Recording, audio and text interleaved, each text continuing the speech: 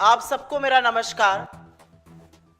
इस देश में सबसे अहम मुद्दा है नरेंद्र मोदी का हर कीमत पर गौतम अडानी को बचाने का कुत्सित प्रयास करना। यह देश जानता है, अब देश का बच्चा बच्चा जानता है कि अडानी को बचाने के लिए देश हित को भी गिरवी रखकर नरेंद्र मोदी हर कीमत चुकाने को तैयार है। लेकिन क्योंकि अडानी को बचाने के लिए स्वांग रचने में सबसे बड़ा स्वांग जॉर्ज सोरोस नाम के एक आदमी को लेकर रचा जा रहा है। बीजेपी के बददिमाग प्रवक्ता, अधकचरा ज्ञान लेकर घूमने वाले सांसद, अडानी की दलाली कर रहे उनके मंत्री कांग्रेस के खिलाफ जॉर्ज सोरोस को लेकर कुछ आरोप लगाते हैं। तो आरोपों का जवाब तो हम दे रहे हैं। आज हमारे कुछ सवाल है जॉर्ज सोरोस पर, और उसका जवाब नरेंद्र मोदी को, उनकी पार्टी को और उनकी सरकार को देना पड़ेगा। सत्ता में काबिज रहे आपको 11 साल हो गए। जॉर्ज सोरोस नाम का आदमी अगर भारत विरोधी गतिविधियां कर रहा है, अगर वो भारत की सरकार को अस्थिर करने की कोशिश कर रहा है, अगर वो एंटी एस्टैब्लिशमेंट प्रयास कर रहा है, तो उसका धंधा पानी हिंदुस्तान में आप बंद क्यों नहीं करते हैं? उसका धंधा पानी तो खूब फूल फल रहा है, पनप रहा है। उसको इस देश में ऑपरेट करने की इजाजत क्यों है? आप आदेश दीजिए, उसके सारे बिजनेस यहां पर बंद हो, उसकी फंडिंग बंद हो। स्टार्टअप में फंडिंग है, किसानों को फंडिंग है, स्टूडेंट को फंडिंग है, छोटे छोटे बिजनेसेस में उसकी फंडिंग है, वो फंडिंग बंद करवाइए। आप सिर्फ लफ्फेबाजी करते हैं क्योंकि आपके पास कोई तथ्य नहीं है, और अगर तथ्य होता तो अभी तक आप जॉर्ज सोरोस पर प्रतिबंध लगा चुके होते हिंदुस्तान में। और लिखिए यूएस की सरकार को और कहिए कि एक ऐसा व्यक्ति है जो हमारे देश में अनिश्चितता का माहौल बनाने की कोशिश कर रहा है, भारत विरोधी गतिविधियां कर रहा है, उसका प्रत्यार्पण हो, हम यहां पर उसके खिलाफ एक्शन लेंगे। लेकिन आप ऐसा कुछ नहीं कर रहे हैं। और अब सुनिए नरेंद्र मोदी की सरकार जॉर्ज सोरोस के लिए कर क्या रही है।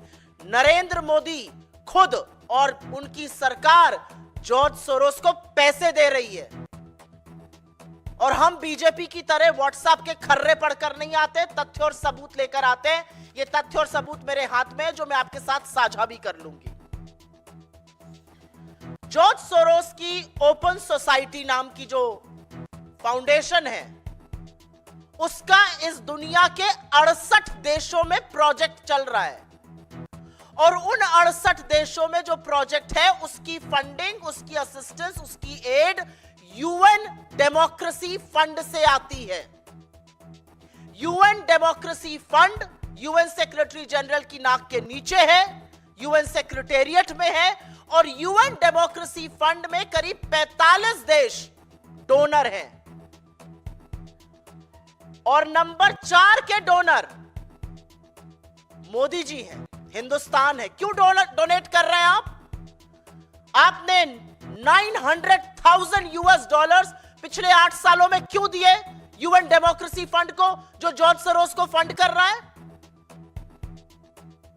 सवाल आपसे यह पूछा जाएगा। सवाल पूछा जाएगा कि जो 7 बड़े डोनर हैं यूएन डेमोक्रेसी फंड में, उसमें जापान है, अमेरिका है, ऑस्ट्रेलिया है, जर्मनी है, इंडिया है, स्पेन है और कतर है। इंडिया चौथा नंबर का डोनर है। यूएन डेमोक्रेसी फंड को आप डोनेट करते हैं। यूएन डेमोक्रेसी फंड से पैसा जो है वो जॉर्ज सोरोस को जा रहा है, उसके 68 प्रोजेक्ट्स को जा रहा है, और आपको सिर्फ लफ्फाजी करनी है। क्यों आप जॉर्ज सोरोस को पैसा दे रहे हैं? क्यों आपने 900,000 यूएस डॉलर्स उनको दिए? लेकिन अभी बीजेपी और जॉर्ज सोरोस की जो मिली भगत और कहानी है ना, वो खत्म नहीं हुई है। जॉर्ज सोरोस का हिंदुस्तान में आना हुआ 1999 में। अटल बिहारी वाजपेयी इस देश के प्रधानमंत्री थे। तब वो कुछ फेलोशिप और स्कॉलरशिप जैसी चीजें दिया करते थे। 2014 से उन्होंने ग्रांट प्रोग्राम शुरू किया और जॉर्ज सोरोस की ओपन सोसाइटी का Soros economic development fund SEDF के दो बड़े इन्वेस्टमेंट आर्म, सोंग फंड जो ISB में चलता था और दूसरा अस्पाडा। कृपया फोटोज दिखाना शुरू करें। सोरोस का जो फंड अस्पाडा था उसने करीब $90 मिलियन छोटे उद्योगों में, किसानों के में, स्टार्टअप में, तमाम जगह इन्वेस्ट किए। लेकिन बड़ा पैसा अस्पाडा ने सोशल इंपैक्ट के तहत दो कंपनियों को दिया।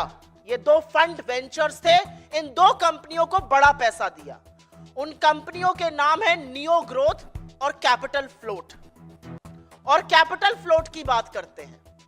कैपिटल फ्लोट के ये फाउंडर्स हैं गौरव हिंदुजा और शशांक ऋष्यशृंग, स्टैनफोर्ड ग्रेजुएट्स हैं, कैपिटल फ्लोट चलाते हैं। इन्होंने करीब $300 मिलियन, $300 मिलियन की फंडिंग 40,000 छोटे उद्योगों, किसानों, स्टार्टअप ऐसी जगहों पर करी है। यह कैपिटल फ्लोट अब एक्सियो के नाम से जाना जाता है और यह एक्सियो जो है यह फंडिंग कर रहा है। जैसा कि मैंने आपको कहा, यह कैपिटल फ्लोट है। कैपिटल फ्लोट में बड़ा पैसा सोरोस के इन्वेस्टमेंट आर्म अस्पाडा, जो अब लाइट रॉक के नाम से जाना जाता है, उसने लगाया। कैपिटल फ्लोट का नाम अब बदल के एक्सियो हो गया है और उसको ये दो नौजवान गौरव हिंदुजा और शशांक ऋष्यशृंग चलाते हैं। ये दो नौजवान प्रतिभावान हैं। इन्होंने $300 मिलियन इन्वेस्ट किए हैं, 40,000 छोटे मध्यम लघु उद्योगों को दिए हैं। इन्होंने करीब पैसा किसानों को दिया है, स्टार्टअप में लगाया है। ये मोदी जी के दोनों व्यक्ति बड़े प्रबल समर्थक हैं। उनके साथ काफी मंच साझा करते हैं। आपको दिख रहा है इस फोटो में नरेंद्र मोदी, गौरव हिंदुजा, अमिताभ कांत, जितेंद्र सिंह। गौरव हिंदुजा इसके फाउंडर हैं, तमाम मंच साझा करते हैं। उनके दूसरे फाउंडर शशांक ऋष्यशृंग हैं, वो भी मंच साझा करते हैं, खुश होते हैं। प्रधानमंत्री जी से मिलकर ये लोग गौरवान्वित महसूस करते हैं। प्रधानमंत्री इनके कार्यक्रमों में जाते हैं, मंच साझा करते हैं इनके साथ। और ये सिर्फ प्रधानमंत्री के प्रबल समर्थक नहीं है, ये उनके नोटबंदी जैसे कानूनों को ऐतिहासिक भी बता चुके हैं। ये गौरव जी का एक ट्वीट मुझे मिला है, एक पोस्ट मिला है कि जबरदस्त आपने फैसला किया है, जबरदस्त फैसला है नोटबंदी का।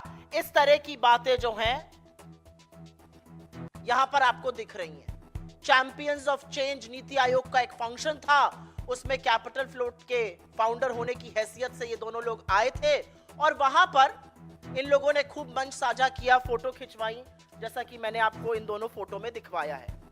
एक गौरव हिंदुजा है, एक शशांक ऋष्यशृंग है। ये सोरोस बैक्ड फंड, ये सोरोस के पैसे से पोषित फंड चलाते हैं। और अगर सोरोस देश विरोधी काम कर रहे हैं तो ऐसे व्यक्तियों के साथ आप मंच क्यों साझा कर रहे हैं? और अब आगे की कहानी सुनिए। मंच ही साझा नहीं कर रहे हैं, यह रिश्ता बहुत गहरा है, बहुत गहरा है और बहुत प्रगाढ़ रिश्ता है। शशांक जी का विवाह 2017 में मुंबई में हुआ और इस विवाह में प्रिया शाह जी के नाम की युवती थी, उनसे विवाह हुआ। प्रिया शाह जी राजेश शाह जी की बेटी हैं और वीरेन शाह जो बीजेपी के कोषाध्यक्ष होते थे उनकी पोती हैं। वीरेन शाह जी वही व्यक्ति हैं जो राज्यसभा सांसद भी रहे और उसके बाद पश्चिम बंगाल के गवर्नर रहे। और 2013 में जब उनका निधन हुआ तो तत्कालीन भाजपा अध्यक्ष राजनाथ सिंह जी ने उस पर ट्वीट करके शोक संदेश भी जारी किया था। शशांक ऋष्यशृंग की शादी भाजपा के नेता वीरेन शाह की पोती प्रिया शाह से हुई। उस शादी में लाल कृष्ण आडवाणी शामिल थे। उस शादी में देवेंद्र फडणवीस शामिल थे। ये आपके सामने तथ्य हैं, उस टाइम के अखबार जो बता रहे हैं कि उस बड़े विवाह में जो संपन्न हुआ, दूसरा भी दिखाइए अडवाणी जी वाला, उसमें कौन कौन आया था, ये सब लोग उसमें शामिल हुए। शादी में वर वधू को आशीर्वाद दिया। और उसके एक ही साल पहले जब प्रिया के भाई मतलब वीरेंद्र शाह जी के पोते की शादी हुई थी, तो उसमें पीयूष गोयल वगैरह भी शामिल हुए थे। तो रिश्ता बहुत गहरा है। शशांक ऋषिशृंग का बीजेपी के एक परिवार से रिश्ता है, लेकिन वो जॉर्ज सोरोस द्वारा पोषित एक फंड को चलाते हैं, कैपिटल फ्लोट, जो अब एक्सियो है। तो इस पर अब हम क्या कहें? हमारा सवाल है कि ऐसे लोगों के साथ आप क्या कार्रवाई करिएगा? ऐसे लोगों के खिलाफ आप क्या कार्रवाई करिएगा? बीजेपी सोरोस पोषित लोगों से रिश्ता क्यों रखती है? नरेंद्र मोदी सोरोस पोषित लोगों से गलबैया क्यों करते हैं? अगर जॉर्ज सोरोस इस देश के खिलाफ गतिविधि कर रहे हैं, तो यूएन डेमोक्रेसी फंड जो उनको पैसा देता है, उसमें आप डोनर क्यों हैं? ये सारे सवाल आपसे पूछे जाएंगे, इस मंच से नहीं, हर जगह से पूछे जाएंगे। और अब क्योंकि दो चार झूठ और बोले गए हैं, तो वो भी बताना जरूरी है। डूबते को तिनकों का सहारा, बीजेपी को फेक न्यूज का सहारा। मीडिया पार्ट लगाइए जरा। एक फ्रेंच मीडिया पार्ट, एक फ्रेंच मीडिया कंपनी है media part. Please put media part, the last one. एक फ्रेंच मीडिया कंपनी है मीडिया पार्ट। जब बीजेपी के अधकचरे ज्ञान वाले लोगों ने प्रेस कॉन्फ्रेंस करी और दलाल जो बने हुए हैं सदन में बोले, तो उन्होंने मीडिया पार्ट का हवाला दिया। गजब बात है। मीडिया पार्ट ने डिनाई कर दिया कि नहीं, हमारे बल पर फेक न्यूज मत फैलाइए। फैक्ट्स जो हैं आपकी कंस्पिरेसी थ्योरी को डिनाई करते हैं, हमने कोई ऐसा आर्टिकल ही नहीं छापा है। ये तो मीडिया पार्ट ने बीजेपी की फेक न्यूज का कच्चा चिट्ठा खोल दिया। लेकिन मीडिया पार्ट के कच्चा चिट्ठा खोलने से पहले हमारा एक सवाल है, मीडिया पार्ट का आपको बड़ा सहारा मिल रहा है, मीडिया पार्ट के बलबूते पर आप फेक न्यूज फैला रहे थे। अगर मीडिया पार्ट आपके लिए इतना विश्वसनीय है, तो ये बताइए, जब ये राफेल का खुलासा करता है, तब इसके खिलाफ प्रेस कॉन्फ्रेंस क्यों कर रहे थे? तब क्यों कह रहे थे ये भारत विरोधी साजिश रच रहा है, षड्यंत्र रच रहा है? खैर, अब तो दूध का दूध और पानी का पानी हो गया है। करारा तमाचा आपके मुंह पर पड़ा है। मीडिया पार्ट ने बोल दिया है, हमारा कोई ऐसा आर्टिकल ही नहीं है, हमारे बूते पर फेक न्यूज फैलाना बंद करिए। ठीक वैसे ही जैसे अमेरिका ने आपके मनगढ़ंत जो आप आरोप फैला रहे थे अडानी को बचाने के लिए, जो आप राष्ट्रहित को गिरवी रखकर हमारे संबंध बिगाड़ने की कोशिश कर रहे थे अमेरिका से, और कह रहे थे अमेरिका कर रहा है ऐसा, अमेरिका ने भी कह दिया हमने ऐसा कुछ नहीं किया है। लेकिन एक ऑर्गेनाइजेशन है ओसीसीआरपी, उसका बड़ा हवाला देते हैं। इसको हटा दीजिए, just go to the main, go to the background. उसका बड़ा हवाला देते हैं ओसीसीआरपी का। ओसीसीआरपी के लिए ये लोग कहते हैं ये एक फंडेड पेपर है और ये भारत के खिलाफ साजिश कर रहा है। ये भारत के खिलाफ साजिश नहीं कर रहा है, ये अडानी की कलई खोल रहा है, ये अडानी की बखिया उधेड़ रहा है। और इससे दिक्कत है क्योंकि ये गौतम अडानी और नरेंद्र मोदी के संबंधों की बखिया उधेड़ रहा है। इससे दिक्कत है क्योंकि इसी ओसीसीआरपी ने अपनी इन्वेस्टिगेटिव रिपोर्ट में कहा था कि विनोद अडानी के जो दो सहयोगी हैं, चांगचुंग लिंग और नासिर अली शाबान अली, उनके पास अडानी ग्रुप की 4 लिस्टेड कंपनियों के 13% शेयर हैं। भारत का कानून कहता है किसी भी लिस्टेड कंपनी की 25% जो शेयर होल्डिंग है वो जनता के पास होनी चाहिए। उस 25% में से 13% विनोद अडानी के सहयोगी लेकर बैठे थे। और इसी ओसीसीआरपी की रिपोर्ट के बेसिस पर यह भी पता चला कि जब अडानी जी कोयला देश ला रहे थे और मोटा माल कमा रहे थे कोयले का दाम बढ़ा बढ़ाकर, जिससे किसानों का आ रहा है 50,000 की बिजली का बिल, उस कोयले का दाम बढ़ाने का काम इन्हीं चांगचुंग लिंग और नासिर अली शाबान अली ने किया और उसके बेसिस पर बिजली के दाम बढ़े। इसलिए ओसीसीआरपी से दिक्कत है। ओसीसीआरपी से इनको कोई दिक्कत नहीं। और मैं तो ये पूछना चाहती हूं, चलिए ओसीसीआरपी तो बता देता है हमें कौन फंड कर रहा है, आप बता दीजिए आपके पास पैसे कहां से आ रहे हैं। आप बताइए ना पीएम केयर फंड ने किसने पैसा दिया है। आप बताइए, आपने चंदा दो धंधा लो में किस किस से पैसा लिया है, कैसे रेडें करवाई हैं, कैसे गोकशी की कंपनियों से पैसा लिया है।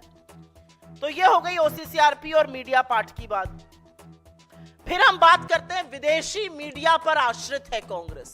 ये बात सुनने में बड़ी मिलती है, सदन में भी ये बोलते हैं, टीवी डिबेट में भी अधकचरा ज्ञान लेकर जो आते हैं वो ये बोलते हैं। अच्छा, कांग्रेस विदेशी मीडिया पर आश्रित नहीं है और हमें किसी की जरूरत नहीं है आपको कटघरे में खड़ा करने के लिए, क्योंकि असलियत यह है कि आपकी अपनी कारगुजारी के चलते इस देश में आपने तबाही का माहौल बनाया हुआ है। लेकिन मैं आपके दोहरे मापदंड को देखते हुए दो सवाल पूछना चाहती हूं।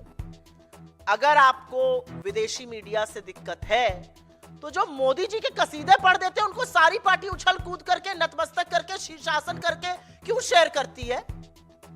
एक वो द गार्डियन को गलत समझ लिया, न्यू गार्डियन समझकर सबने लगा दिया। क्यों लगाया? मॉर्निंग कंसल्ट नाम की कोई कंपनी है, 200 लोगों का फीडबैक करके नरेंद्र मोदी को उन्होंने दुनिया का बड़ा अच्छा लीडर बता दिया। अरे सारी भाजपा, नरेंद्र मोदी से लेकर नड्डा और सारी भाजपा लग गई उसको प्रचारित करने में। क्यों लग गई? ये तो विदेशी है। असलियत यह है कि अगर आपके लिए कोई विदेशी मीडिया अच्छा बोले तो बहुत बढ़िया, हरिभजन होगा, और अगर बुरा बोले तो वो देश के खिलाफ साजिश है। तो ये मीठा मीठा गप और कड़वा कड़वा थूक तो नहीं चलेगा। एक और बात है, जब ये कहते हैं विदेशी एजेंडा है, मैं सुनकर हतप्रभ रह गई। हमें समझ में नहीं आया कि इसका जवाब भी क्या दिया जाए। इनके लोग बोलते बोलते ये बोल गए जातिगत जनगणना विदेशी मुद्दा है। इस देश का पिछड़ा, इस देश का आदिवासी, इस देश का दलित, इस देश का गरीब सामान्य वर्ग जातिगत जनगणना की मांग कर रहा है। आप भाग रहे हैं जातिगत जनगणना से और इसको आप विदेशी मुद्दा बनाइएगा। आपका कहना है पेगासस, आपका कहना है हंगर इंडेक्स, आपका कहना है प्रेस फ्रीडम इंडेक्स, ये विदेशी मुद्दे हैं। ये कैसे विदेशी मुद्दे हैं? क्या ये सच नहीं है कि फोन के अवशेषों में, फोनों में पेगासस का अवशेष मिला? क्या यह सच नहीं है कि हम निरंतर भुखमरी इंडेक्स पे गिर रहे हैं? क्या यह सच नहीं है कि प्रेस फ्रीडम इंडेक्स में हिंदुस्तान 159 आउट ऑफ 180 है? क्या यह सच नहीं है कि 165 देशों की सूची में ह्यूमन फ्रीडम में हम 109 पर हैं? ये विदेशी एजेंडे हैं।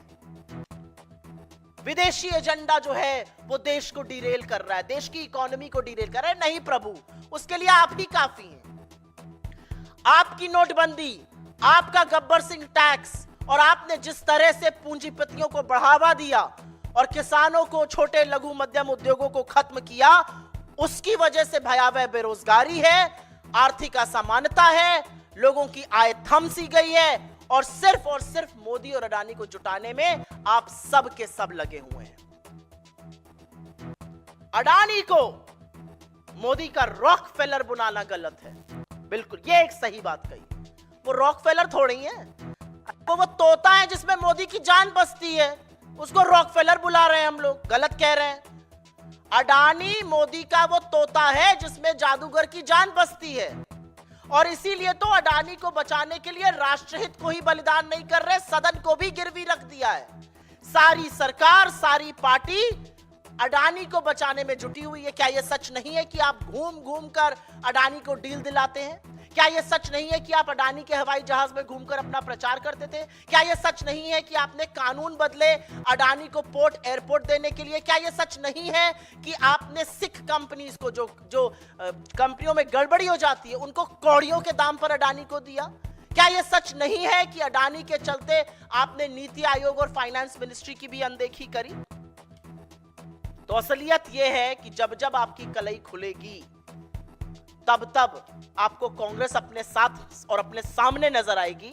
लेकिन मैं फिर से उस सवाल पर जाना चाहती हूं जिससे मैंने अपना प्रेस वार्ता शुरू करी थी, और सवाल यह है कि जॉर्ज सोरोस अगर देश विरोधी हरकतें कर रहा है तो उसका धंधा पानी यहां क्यों चल रहा है? उसके प्रत्यार्पण के लिए आपने चिट्ठी क्यों नहीं लिखी? उसके द्वारा फंडेड जो फंड्स हैं उनके लोगों से आपकी साठगांठ क्यों है? उनके लोगों के यहां शादी ब्याह आपके बीजेपी वालों का क्यों हो रहा है? ये सारे सवाल आपसे पूछे जाएंगे। आपसे पूछा जाएगा कि क्यों आप जॉर्ज सोरोस द्वारा फंडेड लोगों के साथ मंच साझा करते हैं, और क्यों नहीं आप जॉर्ज सोरोस के जो फंडेड फंड्स हैं उनको बंद करवा दीजिए, करवाइए बंद। आज सवाल इस बात का है, व्हाट्सएप के खर्रे पढ़कर आरोप लगाना बहुत इजी है, तथ्यों के साथ और प्रमाण के साथ हमने अपनी बात रखी है। अगर बीजेपी के अंदर दम होगा तो वो जरूर इन बातों का जवाब देगी। I will very briefly make a few points in English just for the benefit of people who are non-Hindi speaking. The BJP is relentlessly trying to save Adani. A really big question is why? Why are you saving Adani? And to what extent are you going to save him? You have decided the parliament will not function. The reality is that it is the ruling party which is obstructing proceedings. It is the ruling party which is asking for adjournment. It is the ruling party which is going in the well of the house. It is the ruling party that's causing disruption. And which is why our democracy is on test. But because you hide behind a man called George Soros, and I give two hoots about who George Soros is, the reality is that you have to answer a few questions. If George Soros is indeed running an anti-India agenda, what are you doing to shut him down in India?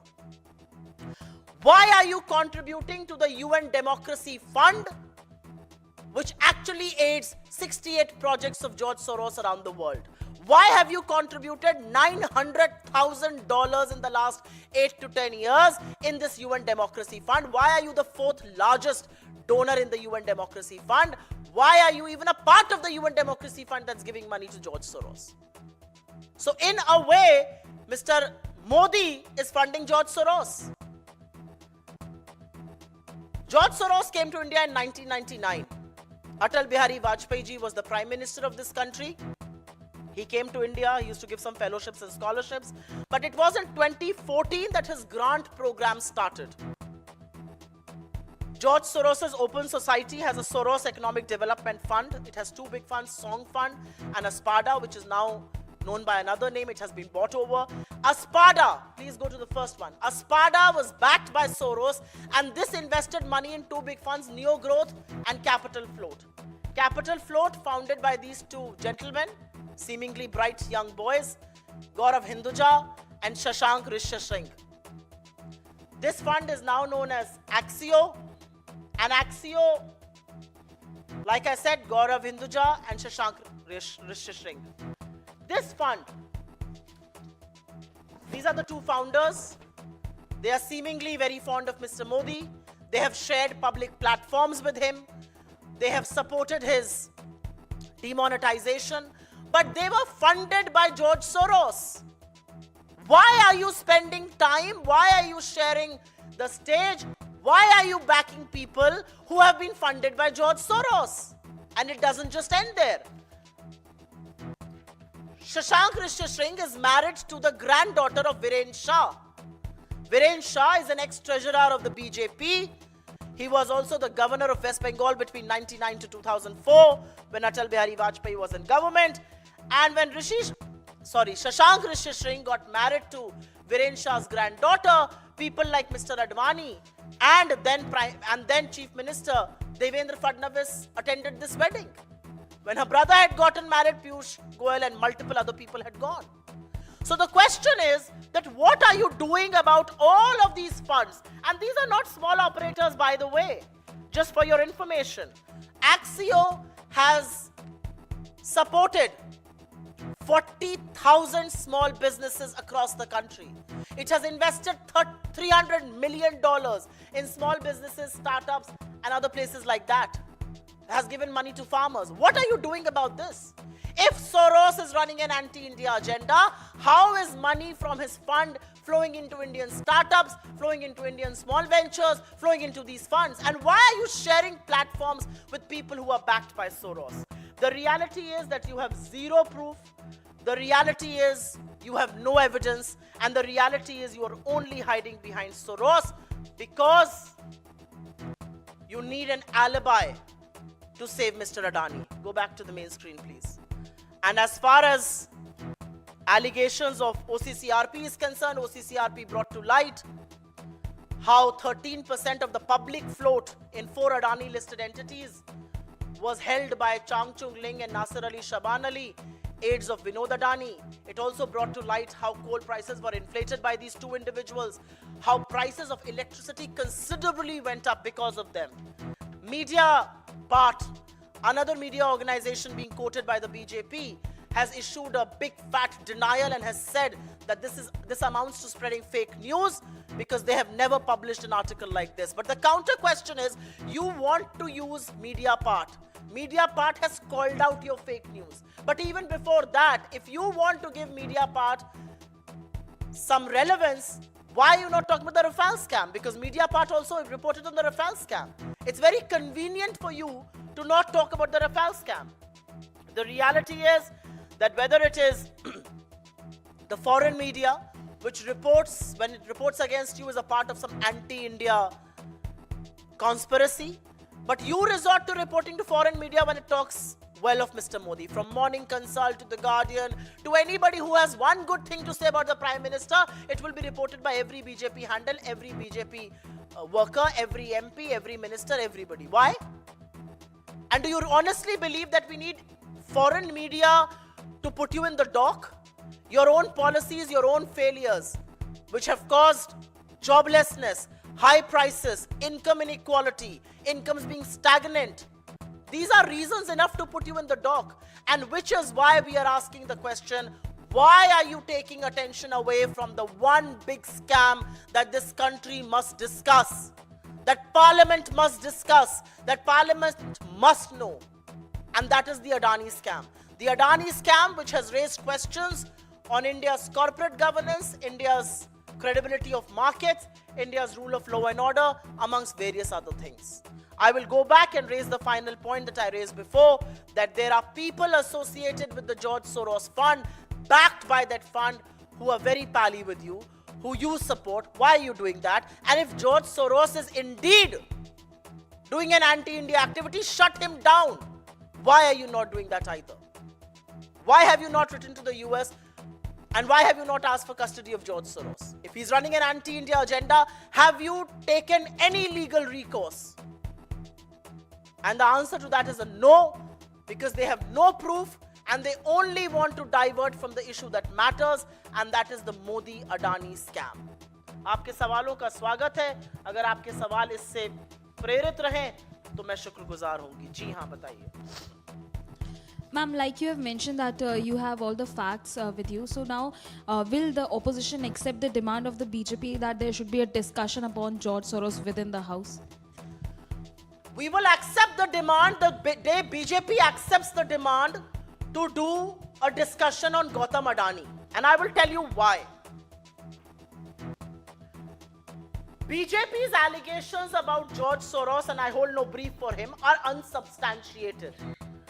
But as far as Gautam Adani is concerned, he has been indicted by the grand jury from the Department of Justice in the United States.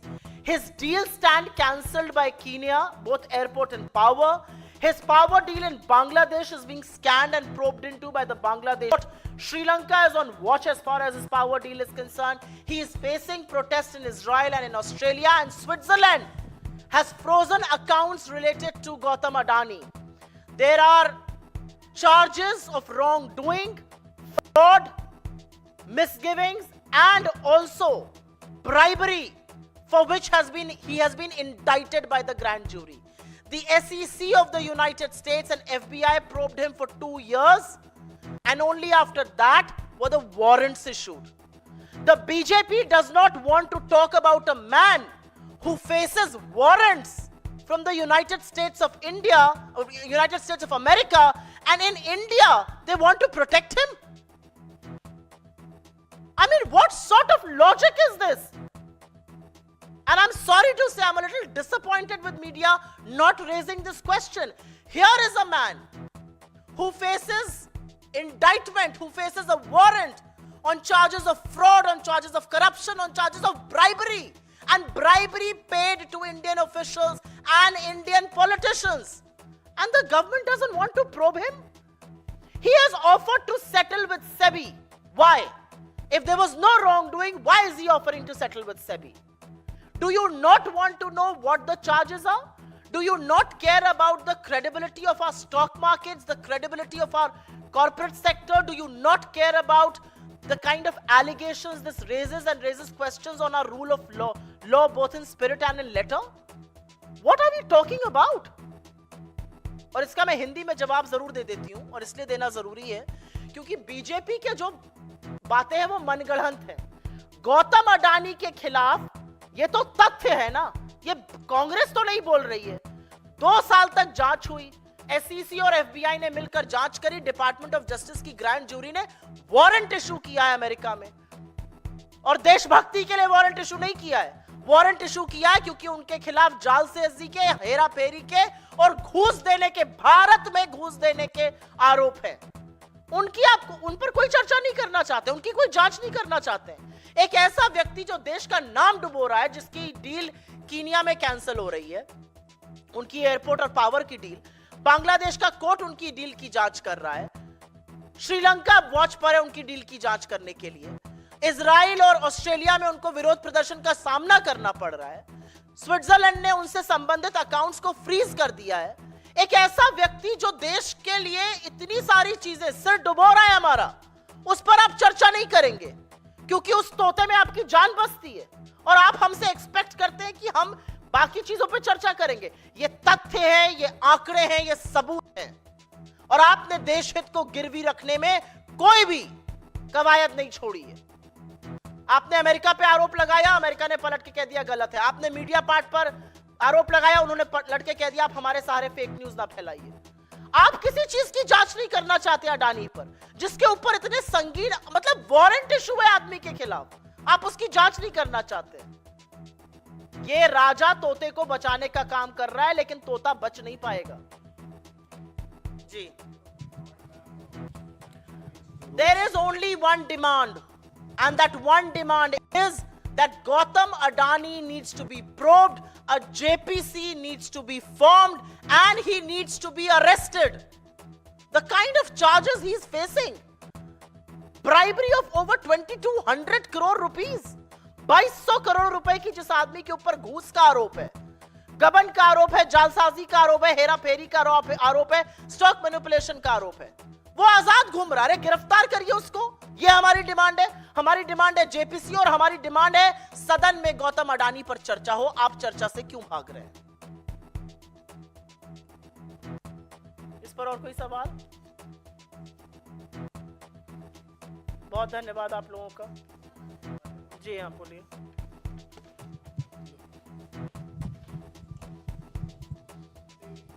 ये मेरा भी press conference चल रही है, आप लोग बीच में आ गए। हाँ Ma'am, your thoughts on opposition moves no confidence motion against Jagdeep Dhankar? I will briefly explain to you what happened in the house yesterday in Rajya Sabha, the house of the elders. The BJP got into the house, and under Rule 267 they gave an adjournment motion which was rejected by Shri Dhankar, India's Vice President and of course custodian of Rajya Sabha. This motion was rejected, and then between 11 and 11:40 and 12 and 12:14, he asked every BJP member to rise and speak.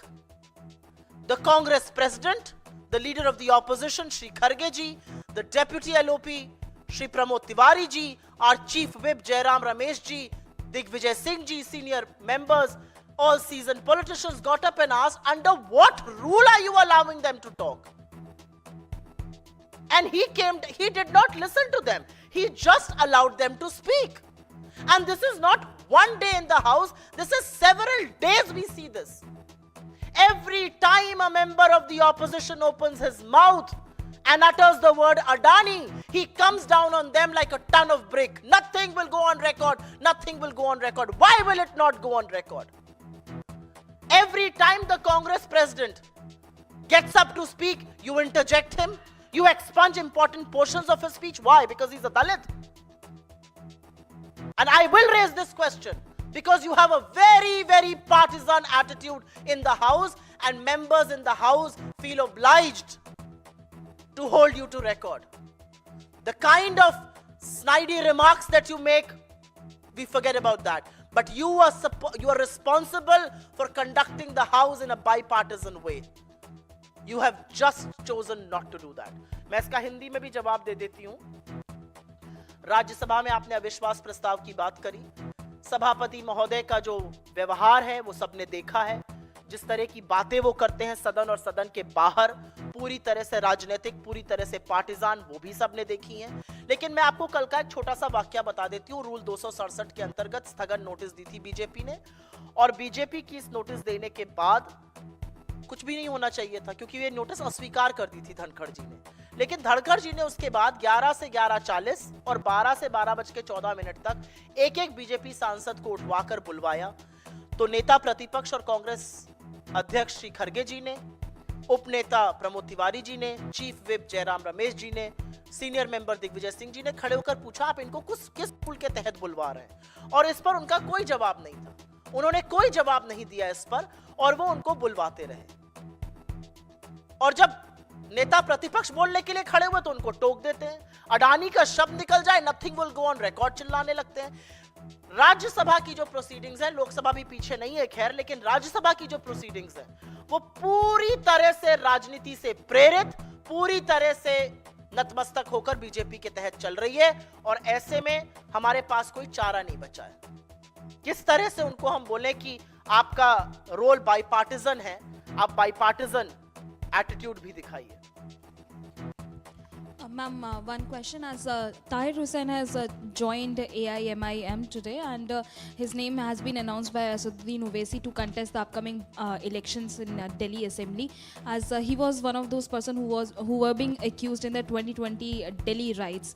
Such kind of person contesting election, what's the take of the Congress party regarding this? Why is he contesting elections? Which party is supporting him? And what will I know who is supporting him? I'm asking you a rhetorical question. Who is supporting him and why? Why is he being supported? What is this going to do? Whose hands is Mr. Owaisi playing in? And when I say B team of the BJP, people take a lot of offense. He himself takes a lot of offense. But who is he supporting? Whose agenda is he pushing by doing these things? I don't want to speak on more things like that because he's not a member of my party. I haven't given him the ticket. My party doesn't stand with people like that. But if Mr. Asaduddin Owaisi has decided to stand by him, what's his motive? Who is he supporting? And why? And is it not playing into the BJP's ploy of polarization? That's a question all of you who keep meeting Mr. Owaisi inside and outside of parliament should ask him. जी. हुमायूं है, विधायक हैं TMC के. उन्होंने ऐलान किया है कि मैं अगले साल तक बाबरी मस्जिद अपने इलाके में बनवाऊंगा. अब इन सब बातों का मैं क्यों जवाब दूं? वो एमएलए हैं या सांसद हैं, जो भी हैं, इसका जवाब टीएमसी दे. टीएमसी के सांसद हैं, मेरे सांसद तो हैं नहीं. जी. Kiren Rijiju, Union Minister, has attacked Rahul Gandhi, and he said that all he has done is to create tamasha in the parliament, and then he goes abroad, enjoys his holiday. That's the allegation which Kiren Rijiju has made at Rahul Gandhi. Has Kiren Rijiju found time to attend parliament instead of putting his workout videos? Has Kiren Rijiju found time other than lifting weights to tell this country what is he up to? Has Kiren Rijiju found time to make parliament function? The reality is that the failure of the government is apparent in how parliament is not functioning. And what is tamasha? I would like to ask, what is tamasha? You are not allowing the discussion on Gautam Adani, a man who has been indicted, a man who faces various charges around the world, a man who's being probed by various nations across this world, a man who faces a warrant. You are not allowing a discussion there. Why? Because he's close to the Prime Minister. Because any discussion on Adani will amount to a discussion on Narendra Modi. And to attract people's attention, to catch their imagination, we are doing very innovative things. Your problem is that everything innovative that we are doing in Parliament, the media is being forced to show this. whether it's wearing a mask or it's wearing a t-shirt which has a sticker of Modi and Adani, or it's carrying a bag, this is catching popular imagination. That's your problem. And ये तमाशा कैसे है? When Atal Bihari Vajpayee comes in a bullock cart protesting against some nominal price rise in fuel, he was doing his democratic duty and so are we. किरण रिजिजू के पास शायद व्यायाम वगैरह करने से आज वक्त मिल गया होगा, तो उन्होंने वक्तव्य दिया है। सरकार का सबसे बड़ी विफलता है कि सदन नहीं चल रहा है और सदन में अवरोध बीजेपी बनी हुई है, बीजेपी सदन नहीं चल रही। हम तो जो अपना प्रदर्शन भी है वो सदन के बाहर कर रहे हैं और ये डिमांड कर रहे हैं कि सदन चलाइए, और सदन के अंदर आके हम चुपचाप बैठ के सदन चलने का इंतजार करते हैं। हो हल्ला कौन कर रहा है? बीजेपी कर रही है। क्यों कर रही है? क्योंकि अगर हो हल्ला नहीं करेंगे तो मोदी और अडानी के ऊपर डिस्कशन करना पड़ेगा। अडानी का डिस्कशन मतलब मोदी का डिस्कशन। क्यों बचा रहे हैं उनको आप? असलियत यह है कि चाहे वो मास्क पहन के प्रदर्शन करना हो या स्टिकर लगा के करना हो या बैग लेके करना हो, दुनिया को पता चल गया है मोदी और अडानी एक है और इसीलिए सेफ है, और मीडिया को भी, क्योंकि वो विजुअल्स अच्छे हैं, दिखाना पड़ रहा है। यह दिक्कत है रिजिजू जी की और उनकी पार्टी की। अगर आपके अंदर जरा सी भी नैतिकता और मर्यादा है, जो कि नहीं है, आपने वो बेच खाई है, उसको गिरवी रख के आप अडानी का बचाव कर रहे हैं। अगर जरा सी भी बाकी है तो गौतम अडानी पर डिस्कशन करा के दिखाइए। 1 घंटे के लिए डिस्कशन करवाइए, आप नहीं करवा पाइएगा। बहुत धन्यवाद आप लोगों का, शुक्रिया।